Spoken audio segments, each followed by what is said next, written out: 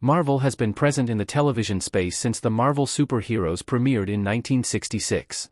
60 years later, the comic book company has not only delivered many more animated TV shows, but a sizable amount of live-action programming as well. The Marvel Cinematic Universe, in particular, has been a big driver of this, giving fans plenty of small-screen adventures to follow along within this shared universe in the interim periods between movie releases. Amidst all these Marvel TV shows, however, are a handful of episodes that are the cream of the crop. These are the ones that the majority of these shows' respective fanbases, as well as many critics in certain instances, agree are exceptional. Of that select group, there are 10 Marvel TV episodes that stand out as masterpieces and deserve heaping amounts of praise.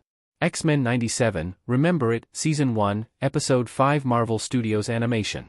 X-Men 97 Season 1 marked its halfway point with devastation that took the latter half of the season into darker territory and shocked many fans. This stemmed from the Sentinels killing thousands in Genosha, with Magneto and Gambit being among the casualties. Even before that, Remember It was breaking hearts by showing Gambit and Rogue breaking up. Even though it was later revealed that Bastion transported Magneto away from Genosha, that in no way detracted from the emotional heaviness of Remember It. X-Men 97 had already proven effective at exploring adult themes in a way that was palatable to younger viewers, just like X-Men, the animated series did in the 1990s. However, Remember It transitioned X-Men 97 into a show truly on par with adult TV programming. The Sentinels' attack changed the series' status quo in a destructive way, hammering home with the loss of both Magneto and Gambit in just a few minutes. The episode hit hard, but in the best way possible. Loki, Glorious Purpose, Season 1, Episode 1. Considering how Marvel Studios concluded the main Loki story in Avengers: Infinity War, it was surely a daunting task to make a TV show based on a younger variant of him. After all, this was a post-the Avengers Loki who escaped custody from the Battle of New York with the Tesseract and is nowhere near embarking on a redemptive journey. However, the first Glorious Purpose episode did a tremendous job getting fans to sympathize with this version of Loki. Tom Hiddleston nailed showing the character's regret upon learning what happened to his main counterpart. It was an effective start to a different kind of redemption arc for such a beloved character. This was balanced by Glorious Purpose opening up a new, time travel-focused corner of the MCU through the TVA and pairing Loki with Owen Wilson's Mobius. All these elements combined into Glorious Purpose being one of the strongest premiere episodes for an MCU show. Agents of S.H.I.E.L.D., As I Have Always Been, Season 7, Episode 9 ABC. In the last stretch of Agents of S.H.I.E.L.D.'s final season, As I Have Always Been trapped its protagonists in a time loop, with Daisy and Coulson being the only ones aware of what was happening. What made the time loop story stand out from others was its notable balance of both humor and drama. Watching Daisy and Coulson go through numerous loops that end in comedically violent confrontations was unquestionably entertaining. At the same time, As I Have Always Been wisely didn't get bogged down with the mechanics of the time loop. Instead, it firmly focused on its reality-threatening stakes and the personal revelations that came from it. Then, As I Have Always Been stuck the landing with the death of Chronicom ally Enoch. The episode handled it in a manner that was both heartbreaking and didn't feel tonally jarring from the prior humorous elements. It was impressive that Agents of S.H.I.E.L.D. pulled this off before concluding.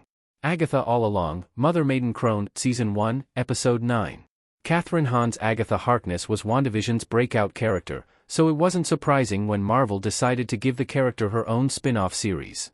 What made Agatha All Along tricky, however, was depicting Agatha as a protagonist, yet making sure her conniving and manipulative nature remained intact. No episode of the 2024 series did this better than Agatha All Along's 2-episode ending, specifically Mother Maiden Crone.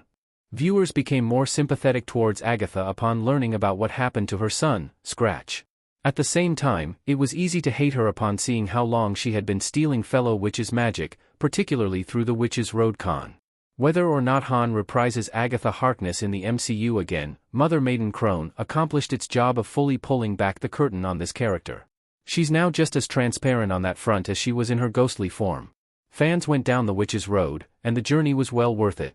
Daredevil, Blindsided, Season 3, Episode 4 Marvel Studios. Daredevil was never lacking in action-packed moments, and the show especially stood out with its continuous shot hallway fight sequences. Daredevil Season 3's standout scene came in Blindsided, when a civilian-dressed Matt Murdock fought off inmates and guards while trying to escape a prison. Not only was this the longest of Daredevil's hallway fight sequences, but it was also the most thrilling to watch unfold. The performances, choreography, and cinematography meld together to form one of Matt's stressful moments. It practically felt like the pandemonium was being emitted from the screen. All this alone would be enough to make Blindsided one of the best Daredevil episodes. On top of that, though, this installment was bolstered by Foggy's decision to run for district attorney and Fisk beginning his scheme to manipulate Dex. So it's no wonder this remains one of the high points of Daredevil's 3-season run. Jessica Jones, aka WWJD? Season 1, Episode 8 Marvel Studios. You won't find any shortage of fans who still think that David Tennant's Kilgrave is one of its best Marvel villains. He was a vile human being who used his ability to get whatever he wanted and hurt whomever he wanted. So that made it all the more admirable that the Jessica Jones episode, aka WWJD, tried to steer him in a better direction. The episode had some of Jessica Jones' best writing, with Kristen Ritter's title character trying to convince Kilgrave to start doing good with his mind control powers. The fact that there was a point where it was conceivable that it could happen was an amazing feat that also made it all the more impactful when